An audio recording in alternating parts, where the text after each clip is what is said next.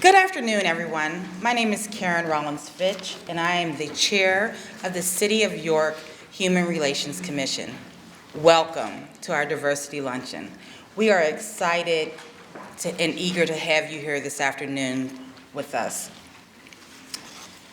We will first have greetings from our Honorable Mayor, C. Kim Bracey.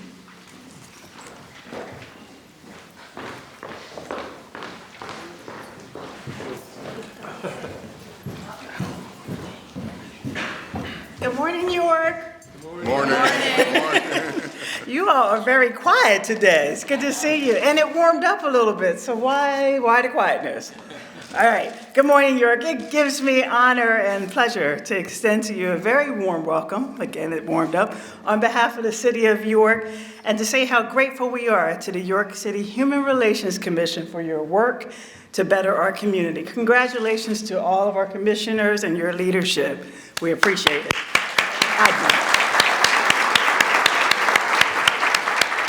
Thank you to everyone in attendance as well. We have a number of elected officials here. We are grateful for your continued support as well. And we know it's never easy to find the right date and time that suits everyone, so it's good to see so many supporters here today with us. The City of York's Human Relations Commission has been addressing discrimination through education, outreach, and enforcement in the York community for over 30 years. And we're extremely proud of the work that they do. You see, you do have the right to live, work, play, free from discrimination. Our Human Relations Commission enforces the City of York's anti-discrimination laws that promote equal opportunity and those very rights. With the ever-changing demographics of York County, the Commission is committed to improving the quality of life through equal opportunity in employment, housing, and access to public services. And the Commission goes about this task real smooth. They accomplish their work through cultivating relationships and building bridges. For many years, the City of York's Human Relations Commission has encouraged diverse workplaces, schools, and communities where differences are not just tolerated, but celebrated. Our diversity is our one true thing we all have in common. We should celebrate it as a strength every day. So again, thank you to the City of York's Human Relations Commission for reminding all of us of our strengths. In the spirit of the theme for today, looking to the future, I welcome all of you to this celebration of much work done, much work being done, and as we all know, much more work to do. I congratulate all the honorees and thank them for the shining examples they are setting for others to emulate. So let's not forget which we have come and the work that lies ahead in our past. Thank you all for coming this morning. It's good to see everyone.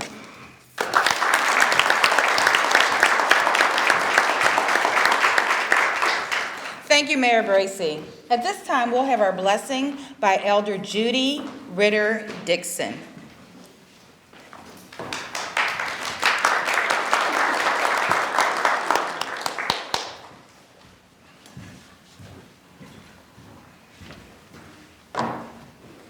Let us pray. Our Father and our God, we thank you for this day. We thank you for the food that we're about to receive. May it nourish and strengthen our bodies as we continue to do the work of the Commission. In Jesus' name, amen. I'm going to have a slight change in the order here. Because today we're going to talk about the importance of having a Human Relations Commission, not only locally in the City of York, but as well as in the state, and we're going to talk about the importance of diversity within our community. So I'm going to introduce our guest speakers first. Our keynote speaker will speak after that. So there are two people from the Pennsylvania Human Relations Commission, Carl Summerson, who's the hearing examiner, and Heather Roth, who is the Harrisburg Office Regional Director. So they will speak first.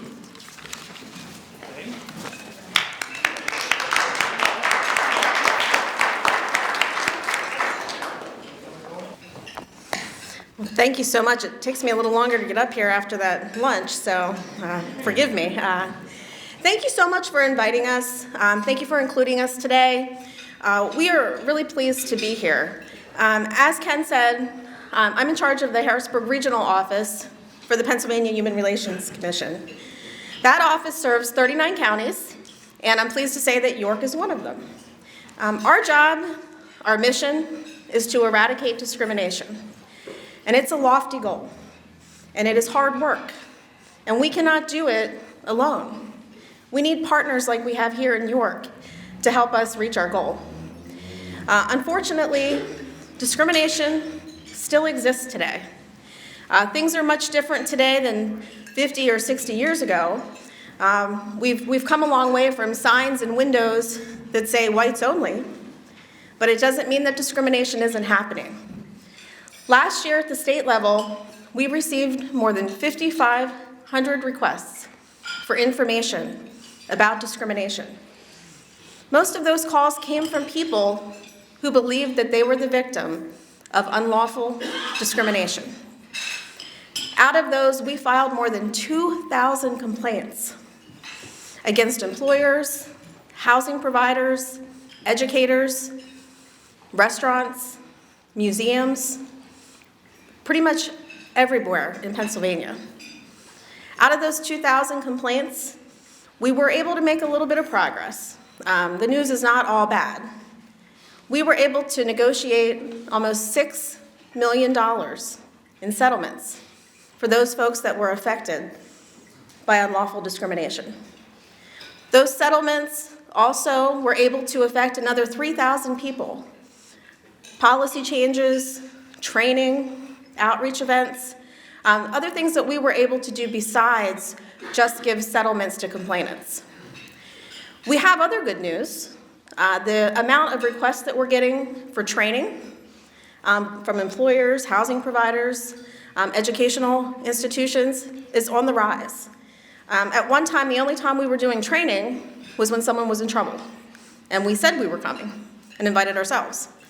Now folks are reaching out to us proactively and saying, what can I do to avoid doing the wrong thing? And we're going out and we're educating them. Carl will talk a little bit about some of the other proactive measures that we're taking at the state. But I just really want to reinforce that the work that we do, both at the state and the local level, is so important. Everyone must be able to live, to work, to play, to just go to a restaurant or a mall without being affected by discrimination. Folks should be able to do this and have these opportunities because of merit, not because of the color of their skin or their sex or their age. And with partners like you, I believe that we will continue this fight and eventually we will eradicate discrimination. So I want to thank you on behalf of PHRC for what you do and for having us. And I'm going to let Carl talk a little bit more about the proactive measures that we're taking to hopefully get us there. Thank you.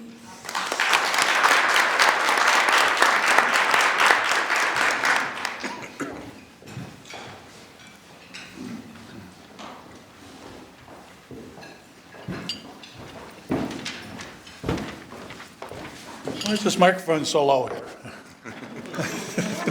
Sorry, Heather.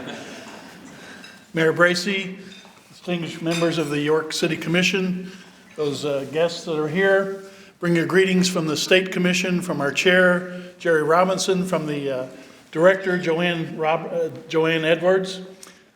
We thank you for having us here today. As they said, for 30 years now, I've heard cases, those cases that are filed, that are not settled and that are found cause. I get an opportunity to hear those. I sometimes come to York to hear those cases, but I could be anywhere in the state at any time. Like tomorrow, I'll be in Lock Haven hearing a case. But I just wanted to talk to you a little bit about some of the things our commission has done to try to change some patterns that have caused some languishing of some cases.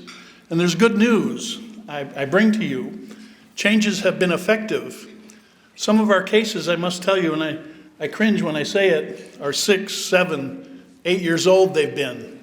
We're reaching those backlog cases as one of our priorities to do that, and we've done that. And I'll just tell you the inside story about that. It used to be our investigators, for instance, had to do 18 cases in a several-month period. Now, if you're an investigator with 125 cases, which ones are you going to do? That old one that's really tough? Or that new one that just come in that's real easy to meet your standard? That caused a backlog in our agency. We've redirected that so that that's no longer the case. Our investigators work on all their cases at the same time. And it's made a difference. It's made a difference in cases how they'll dealt with. Because people are waiting. I know on my desk, when I see a piece of paper, that's someone waiting. My middle name is urgency at the agency, because when something comes to me, I want to get it done. When I'm assigned a case, the next day, I assign a pre-hearing conference date to that case to get it moving. People are waiting. We don't want that to be the case, nor does the commission want that to be the case. And they've developed some procedures, some policies that are new to address this, to get to those cases quicker. They set priorities in cases, what they believe is the most important ones. And some of those ones that are most important are those ones that have been languishing. So they're addressing them quicker. And our investigators are doing a bang-up job trying to do that. But with limited funds, as you all know, well, here in York, I was really heartened to hear that the mayor stepped up to the plate and helped this commission keep their staff. Because you have a good staff. I've had them up to the Harrisburg offices in some trainings that we've done. And I know they're good, because I've been with them. And you're glad to have them, I'll tell you. One of the other things we've done at the commission, there's a team concept now. Instead of one investigator not really knowing what to do with that case and they set it aside and suddenly there's dust on it, they go to a team and they meet, I'm not sure when, because I'm not part of that. In fact, I'm the only person in the adjudication department in the commission anymore. Used to be two of us, and I even had a secretary, but it's just me now, and the commissioners. But in the things that are happening in the region, I don't know, nor should I know, but I do know they are in teams. How often they meet, probably Heather can tell you that. But they meet to discuss issues, to get the case moving, get that going so that it doesn't languish. People that are being hired, we're looking at investigatory background so that those people that come to us can get to the case quicker. And we're looking at the ultimate goal of our commission is to deal with these cases within a year, which is a pretty lofty goal set, but we're reaching that goal on many, many of the new cases that have been filed. The other thing I wanted to just talk about is from a state perspective, that we stand ready to reach out not just to York City Commission, but to commissions all across the state, these local commissions, to assist them. I personally stand ready to come and meet with your commissioners and help them, train, do things like that. If you have a motion, you may not know what to do with that motion. I know what to do with it. I've been doing it for a long time. I'm happy to help. I'm happy to stand there and help you. I know Tanya, she calls me once in a while. We have conversations about whether it's theory or about a specific question she might have. We have those discussions. I'm happy to do that. Happy to do that. We also are offering local commissions an opportunity to enter into what's called memorandums of understanding with the state.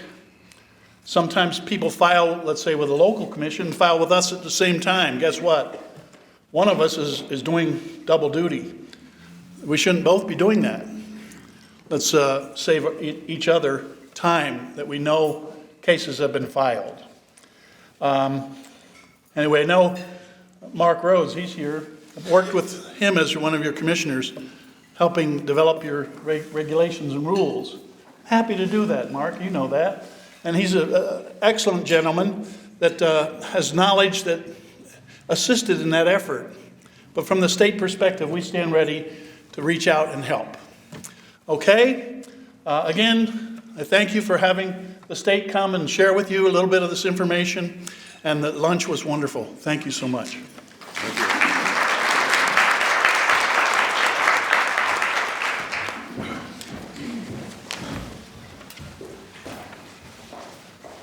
I forgot to thank all of you for coming. This is the first luncheon I think we've had in 5 or 6 years, and this is a wonderful turnout. We really appreciate that you've shown your support for the City of York Human Relations Commission by being here. So our keynote speaker will be Delma Rivera Lytle. I've known her, Wiki and I have known her for a number of years. I don't know how many years, but a long time. And Wiki and I see her most frequently at the Jewish Community Center's Diversity Council meetings, which are held once a month. Delma is the Diversity Education Specialist at Central York School District for the past 10 years.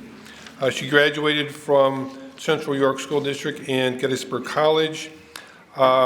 She is the daughter of Dr. and Mrs. Edwin Rivera, who were founders of the York Spanish American Center in the 1970s.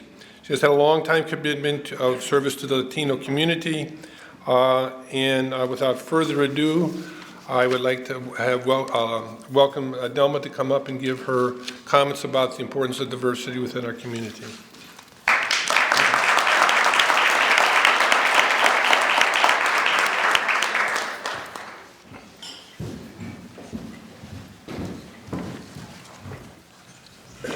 Thank you, Ken. I tell you, I'm so honored to be asked to speak today. I was invited both by Ken and Mark Rhodes, who I've known. We've been friends since high school, so this is really an honor for me. To have been invited here is, as I said, just truly an honor to come here to the Yorktown Hotel and to support the City of York Human Relations Commission and their first annual luncheon. Many of the board members here and other attendees could easily be up here sharing their own contributions to diversity initiatives in our community, so that's why I really do feel honored. I love York City, and I just had to start by saying that.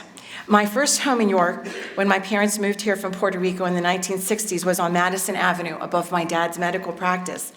I began my schooling at Madison Elementary School, which at that time was part of York City School District. There was no diversity, believe it or not, at Madison Elementary School at that time. I spoke no English when I arrived here in second grade.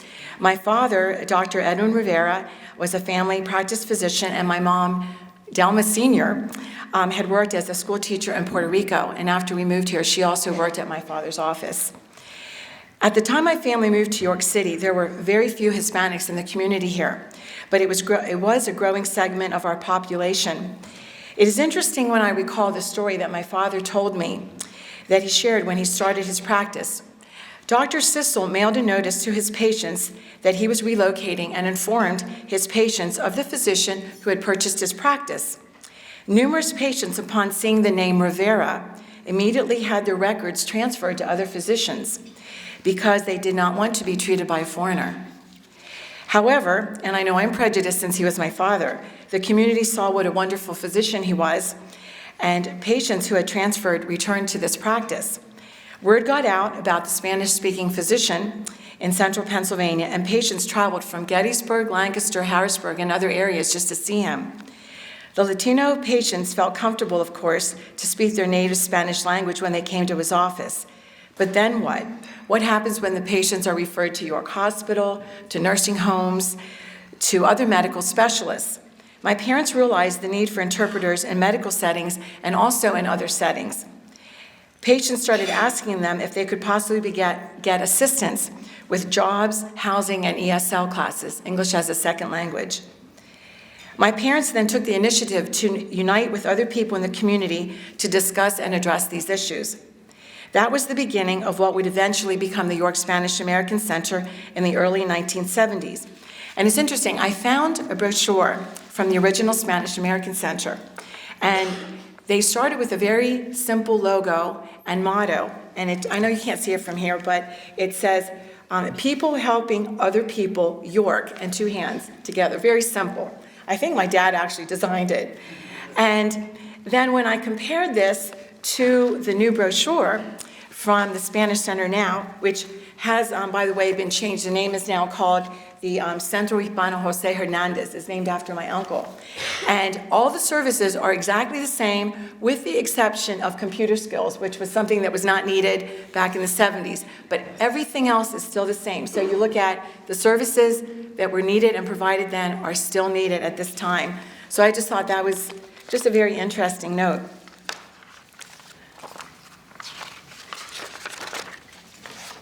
Sorry, my paper's up there. Another interesting note is the York City Human Relations Commission was founded the same year as the York Spanish American Center. And it's wonderful to look back at the relationship that these two organizations have had over almost 4 decades. The establishment of a Spanish Center was not embraced by everyone in York City. I was just talking to about this with Mayor Bracy here at our table. There was resistance, and some people thought it was an agency that was not needed here and actually fought against it. Had it not been for the fortitude of the founding members, the dream would not have become a reality. And this is where if I may, I just wanted to express my gratitude to individuals like Jose Santiago, Jose Colon, Nate Rivera, and so many other leaders in the Latino community and others, that the center would not exist right now if it wasn't for them.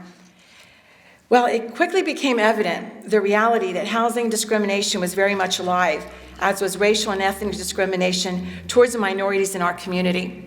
The reality hit me like a ton of bricks when, following graduation from Gettysburg College, I was employed at the Spanish Center as a social worker. Clients would have called regarding employment or housing and were denied. Many claimed it was due to being Hispanic and speaking with an accent. I was asked then to call because I did not speak with an accent. And what would happen is the person that I talked to then would say, oh, come in, you can look at the apartment, you can come in for a job interview.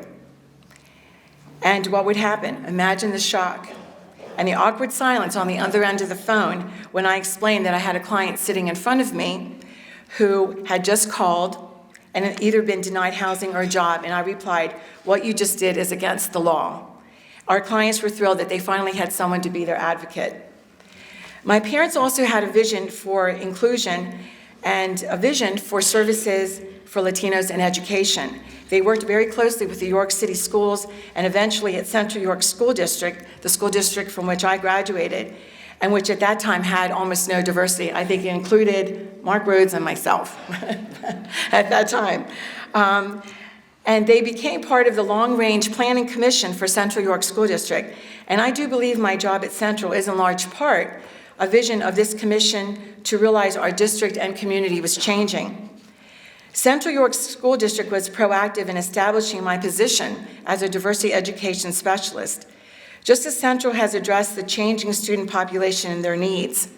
My hope is that other school districts will continue to address the diversity issues, as many of them are already doing, with their own diversity committees, representatives on the Jewish Community Center, Diversity Advisory Council, which Ken had mentioned, the Leadership for Diverse Schools, and the York County Hispanic Coalition. It was important for the founding members of the Spanish American Center to let the community know that their services were here for everyone. They were not just here for Latinos, that really anyone that needed assistance was welcome to come there and get the services. The center worked closely with the Crispus Addicts, the CPC, the Community Progress Council, United Way, Salvation Army, the YW, the YM, and numerous other organizations such as the City Human Relations Commission. These agencies realized they all needed to work closely together to not have Latinos, African Americans, or anyone in the community just be tolerated, but to be celebrated. And I told Mayor Bracy, when she mentioned the word celebrated, that's such an important word for me, because we want to be celebrated. For me, the word celebrate is critical when describing human relations. We should all celebrate one another. Everyone is different, and we should respect the differences and celebrate our uniqueness. It is key to remember, too, that diversity does not just only pertain to issues of race, culture, and ethnicity. We have to remember that it relates to many other issues, such as socioeconomic status, gender, sexual orientation, mental health, physical handicaps, education, and overall life experiences. I'm going to do a little shout out, and I'm going to blame this on Bob and Mayor Bracy. Okay, the district-wide event that I organized at Central, I believe was appropriately named the celebration, the diversity celebration, because I think everyone should be celebrated. And you may know we are really trying to get Oprah to come, so any connections that you have, I just have to do a shout out, okay? And as I said, I always wanted to celebrate everyone and want all our students to expect to be accepted and respected for who they are. This event and the work of the York City Human Relations Commission is an inspiration for me, inspiring me to continue to stand up for equality, inclusion, and respect for others. Jackie Robinson, the first African American to play Major League Baseball, I believe summed it up perfectly and very simply stated, "I am not concerned with you liking or disliking me. All I ask is that you respect me as a human being." Let's continue to show respect towards others, and perhaps someday we won't need a Human Relations Commission or a Spanish American Center or all the other organizations that have to fight social injustice, racism, intolerance, bigotry, discrimination, and cultural stereotypes. But then you ask, how can we do this? We just simply can't look at the world through our own lens. When I help to do diversity trainings, that's a big thing, to make our own lens and look through that and see how do we view the world. Everybody has a story. Simply take the time to learn about other cultures, experience new foods, experience the world if you have the opportunity to travel, possibly host a foreign exchange student, stop ethnic jokes, stop speaking of others as they or my favorite, those people. Give your children constructive tools to handle the experiences of bias and prejudice. And we may at times have to educate people. Once when we were asked to give our green cards, my mom's response was, "I will show you my green card when you show me yours. I am an American citizen just like you." The clerk did not realize that Puerto Ricans were Americans. When kids criticized my mom's accent when I was young, I would respectfully respond, "Does your mom know 2 languages?" Because at that time, not many people did. Imagine if you lived in a country where you didn't speak the native language very well. Know your own cultural background. I am surprised when I speak with students and inquire about their cultural heritage or their background, and their response is, "I have no culture." Everybody has a culture. So share with your children to give them a sense of connection to their heritage. Become involved in community events, just as the York's Race Against Racism. Attend events such as Central's Diversity Celebration. Your college has an intercultural student life and global programming and has many events that most are free to the public, as does HAC, Penn State, the JCC, and many other groups. Very simply, be open-minded. Obviously, a closed-minded person has tunnel vision, seeing only a narrow range of data and ignoring other person's views and their backgrounds and looking only at their own lens. We can achieve a good understanding of our foreign counterparts and really just people whose personalities are different than ours if we realize that our cultural spectacles, and I like that term, are coloring our view of them. And I think this fact may surprise you. Most experts in cultural orientation consider the citizens of the United States to be closed-minded. And so we do need to change this by respectful dialogue and communication. I'll share an interesting question that I was asked. What do you call someone who speaks 3 languages? Trilingual, right? What do you call someone who speaks 2 languages? Bilingual. What do you call someone who speaks 1 language? Okay, think about it for a moment. What would your answer be? American. Okay? That was the answer. I would be ecstatic to see foreign languages started in kindergarten as done in other countries. I have personally reaped the benefits of exposure to 2 languages and even more with some of our other friends early in my life. Learning other languages and exploring other cultures truly opens us to understanding in our world, and I believe the earlier, the better. I wanted to share these words from a video that I use professionally that I just think is fantastic, and it's entitled, "I'm Normal, You're Weird, Understanding Other Cultures." And I quote, "Today, all of us are unquestionably part of a global society, but that common membership does not produce cultural uniformity around the globe. The challenge now facing us is to live in harmony without living in uniformity, to be united by some forces, such as worldwide commerce, pop culture, and communications, but to remain peacefully different in other areas, such as religion and ethnicity. We need to share some values, such as a commitment to fundamental human rights, as we're discussing here, and basic rules of interaction. but we can be wildly different in other areas such as lifestyles, spirituality, musical tastes, and community life. We need to find a way for all of us to walk in two worlds at once, to be part of the world culture without sacrificing the cultural heritage of our own families and traditions. I just think this is so powerful. And now I'm going to quote another baseball player. I like baseball players for some reason and what they say. Roberto Clemente, being Puerto Rican and a former Pittsburgh Pirate, proudly stated, "Anytime you have an opportunity to make a difference in the world and you don't, then you are wasting your time here on earth." Those are very powerful words. My parents wanted to make a difference in this community. They succeeded, and their legacy continues to the present. That is why I am here and why we all are here, because we want to make a difference in York. Let's really challenge ourselves in our schools, in our community, with our families, and support the York City Human Relations Commissions and their efforts. They are, they have been, and will continue to be the voice for so many in our community. Thanks so much.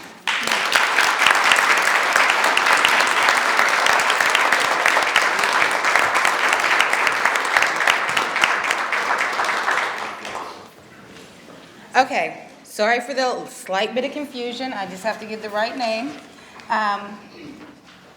We're moving on to our awards presentation. And first, thank you for our inspiration today. And thank you to PHRC for always being a guiding light for us, so thank you. We're going to start with the Lewis Atwater III Youth Award. And our first nominee, or our first awardee is Kiana, I'm going to say this right, Arango, right? Am I right? Okay. So don't come yet, just a minute. And now we have Commissioner Buckingham that's going to present the award for her, correct? Okay, I have all my pieces, on either side. The first one? Okay. I think it's afternoon. Good afternoon. It's a pleasure to be speaking to you and to be able to give this award.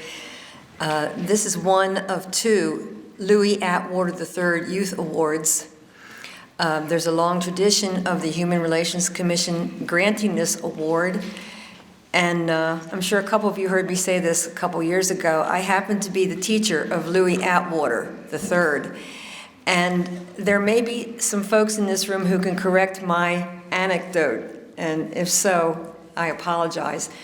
I taught Louis in 1985 at William Penn High School.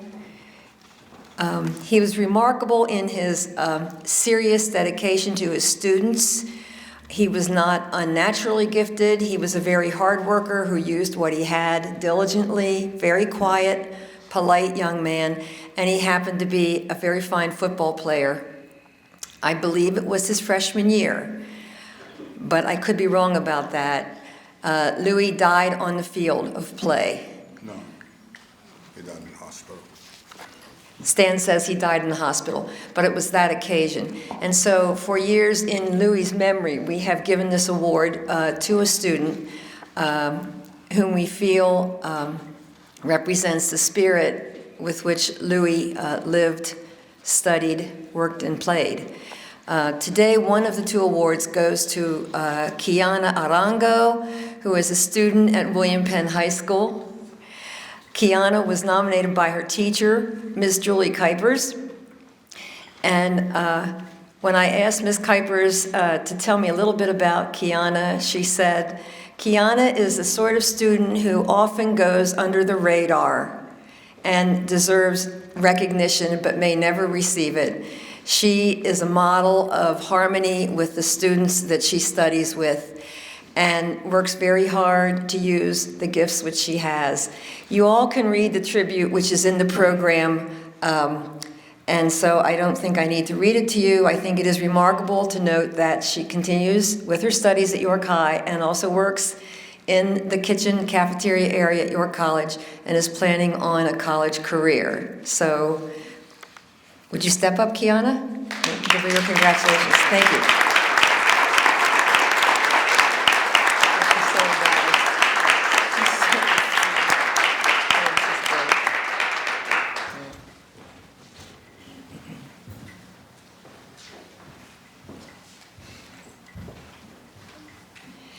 It almost makes me wish I were teaching again. Congratulations, Kiana. Thank you. Would you like to say anything? You don't have to. You overcome? Okay. Yes, you can. Just say That's all thank right. you. You're good. Thank you. And I feel very honored to receive this award.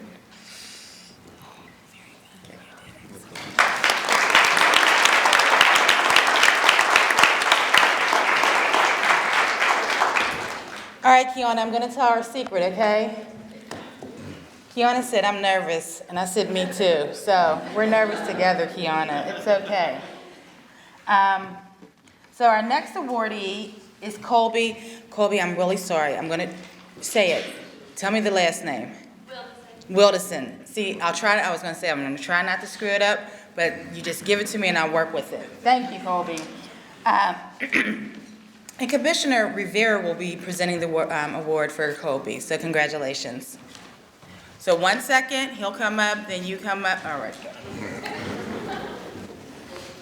Good afternoon. It's a pleasure to be here with you this afternoon and to present the Lewis Atwater III Youth Award to Colby Wilderson. I was asked to read what's on here, but it's my pleasure to read this and to introduce Colby Wilderson to you. Colby Wilderson is a senior from Spring Grove Area High School. She has been swimming since she was in sixth grade with the Spring Grove Swimming Club and is a member of the varsity swim team. Colby helps every year with her high school musical and helps out with the summer's musical with the Acts of Kindness Theater Company. She has been actively involved with our mini-thon since her 7th grade. She is the president of the School Friends and Fun Festival, and throughout the year she meets to organize days of fun in support of students that are developmental challenged. She spends 2 periods a day with students that attend the Progressive Developmental Disorder class. This is her passion, and she loves this time of her day. Colby has a loving and caring, free personality that allows others to feel connected and supported. So I present to you Colby Wilderson with the award.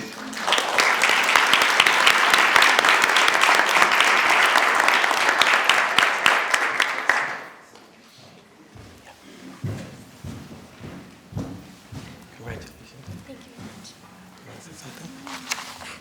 Thank you. Good job.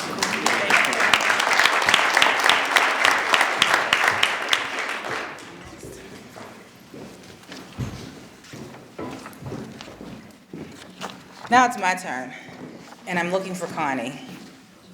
Hi, Connie, how are you? Okay, I'm gonna try to do this right. Schoen Leitner? Okay, good. She is a leader. She's been involved in and has created many programs related to various and diverse populations to meet the needs of the student population at Central High School. She started an after-school program entitled Delta Gems. I'm pretty impressed with that. The Black Golfers Association, and has opened and run a student optimist club at CYHS. Connie has also helped out with the CYSD Holiday Drive, which supports Central York families for the holidays. She facilitates all the job shadowing, internships, and field trips to local businesses and schools. Now that's a yeoman's job right there, Connie, I have to say. She goes above and beyond daily and is frequently overlooked for all her good deeds. Well, not today. Come on down, Connie.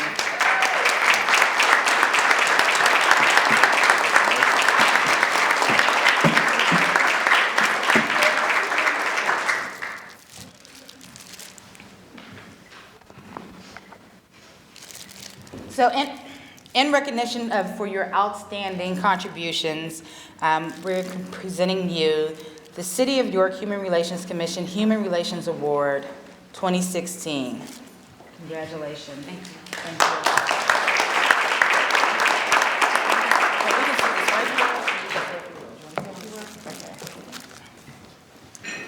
Thank you very much for the award. I think Mayor Bracy, correct me if I'm wrong, Delta GEMS is actually a national organization for Black women professionals. And one of the doctors that runs it at our school, Dr. Deborah Bernal, came to me and said, would you be willing to do this in your school? So I don't want you to think I created it. I really didn't. And then there's a gentleman by the name of Harold Myers who's in human resources at Harley-Davidson. And Harold wanted to start a boys mentoring program. So he came to me and said, our Black Golfers Association would like to start a boys mentoring program. So we run that once a month at the school, the third Thursday every month. And we have 40-some students that stay after school and participate in this program. It's just an absolutely wonderful program. They bring professionals in every month, and the kids get to know these people, and it's just an absolutely wonderful relationship. So thank you very much.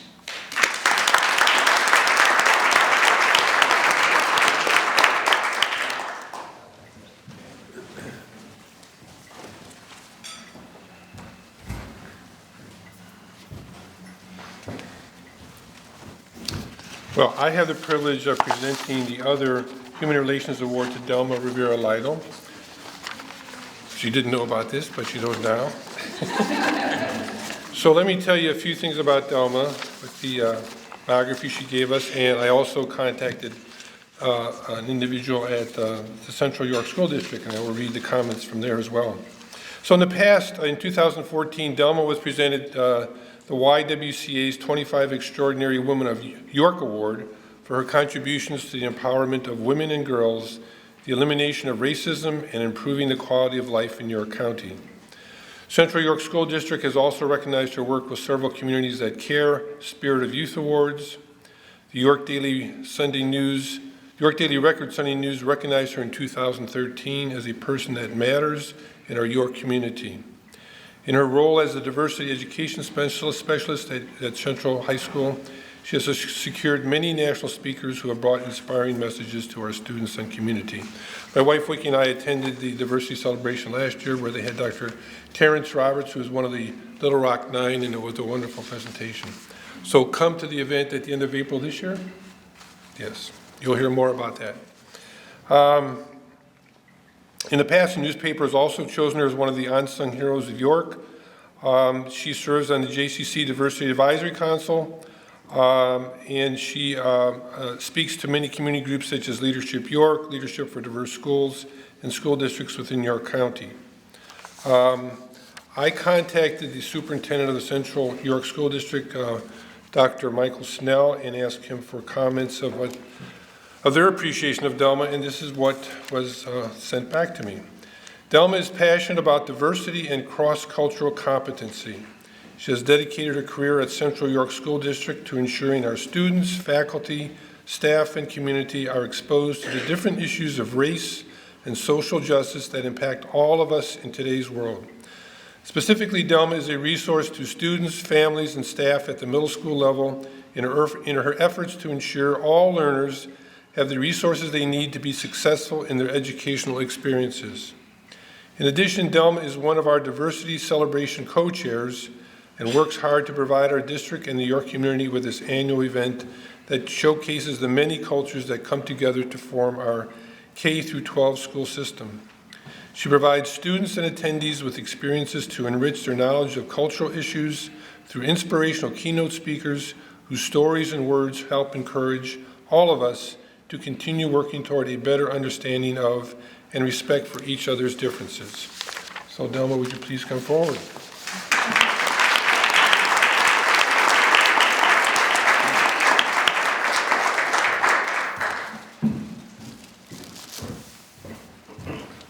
So first of all, come here, Delma. In appreciation of the keynote speech that you gave, we have this award for you as well. It's gonna make me cry. That's okay. Thank you. And let me read this plaque to you as well. The City of York Human Relations Commission award goes to Delma Rivera-Lytle for 2016. Thank you, Delma. Oh, thanks so much. Thank you. And this Message came from Dr. Snell, so you can take that with you as well. Thanks so much. Just thank you. I am totally surprised, and I really appreciate it. And let's get Oprah to York.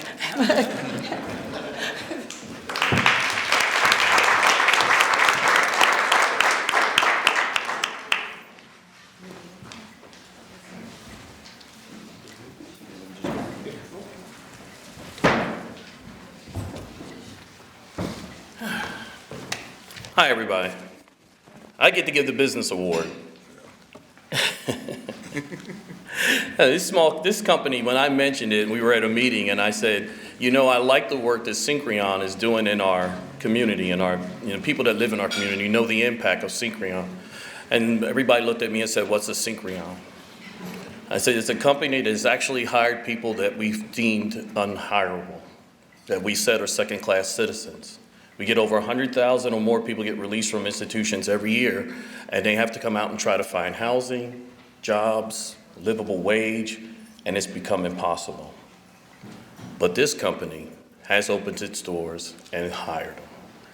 They don't know the impact they make until you meet some of the employees on the street and how they talk about how they're able to pay bills, how they're able to buy their first car, how they're able to take care of their children and do things that a man is supposed to do.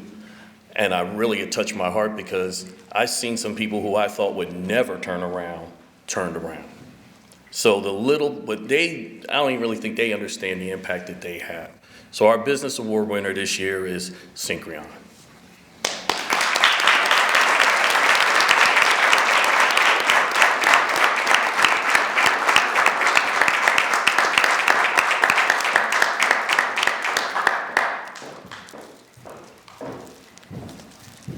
For all you do in our community, we really appreciate it, and we want to say thank you. All righty. I wasn't preparing a speech at all for this. This is a program that actually, when I came back to Pennsylvania, I wanted to implement, and Syncreon gave me the opportunity to do it. So it was a great thing to actually see it grow over the years, develop great relationships with people. But the reward itself is actually seeing the changes people go through. God, I'm getting emotional, and I usually don't get emotional. I'm like hardcore, so. So basically, I will say inside our walls, it's been nothing but rewarding. Seeing these individuals actually come to us, all we ask is for honesty up front, and they do tell us the story, and we make determinations, and it has been nothing but rewarding for us. So to actually have it go outside those walls and people recognize it, it's been great. So once again, thank you very much.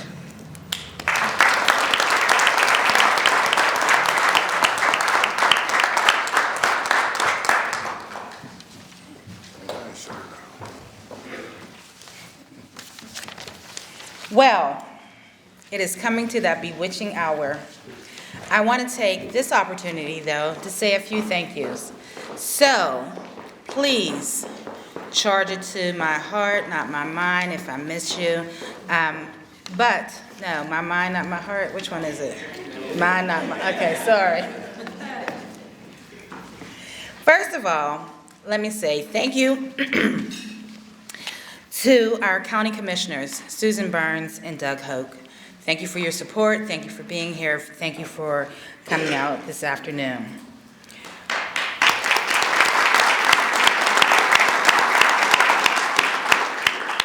Now, our next big thank you goes to our mayor, and not just our mayor, but our mayor's office, because she is a partner in crime that supports her all the time. So I'm really appreciating, and I'm not going to say names. I'm just going to give the kind of look and the glance. But I really appreciate all that you do to support us in the city. Thank you. I also want to take this opportunity to thank City Council members, President Councilwoman Carol Hill Evans for her attendance this afternoon and support, Councilman Henry Nixon, excuse me, former council members Genevieve Ray and Tony Smith, thank you. Thank you for coming out today.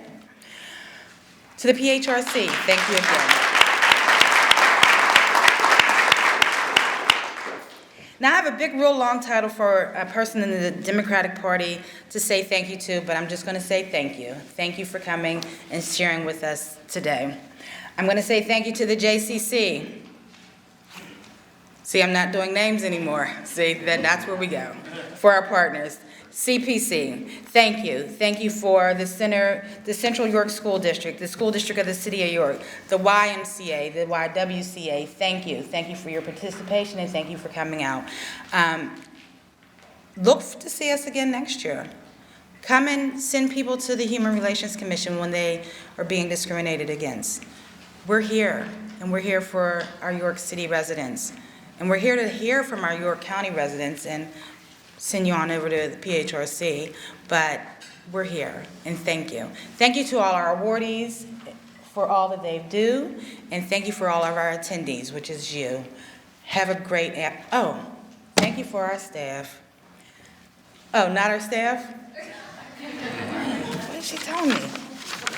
I'm not getting the high sign correctly. But thank you to our staff. Thank you to all the council members.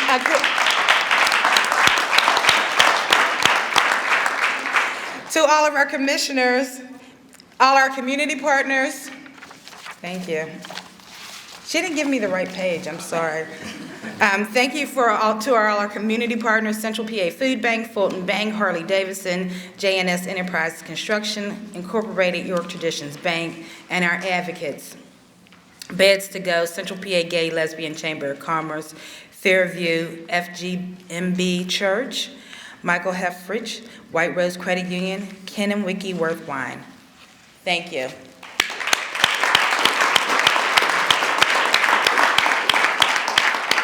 And as always, thank you to the lovely commissioners. Thank you. It's not 1 o'clock, it's a few minutes before, so you can spend the next 5 minutes here, and then everybody back to work. Have a good day. Thank you.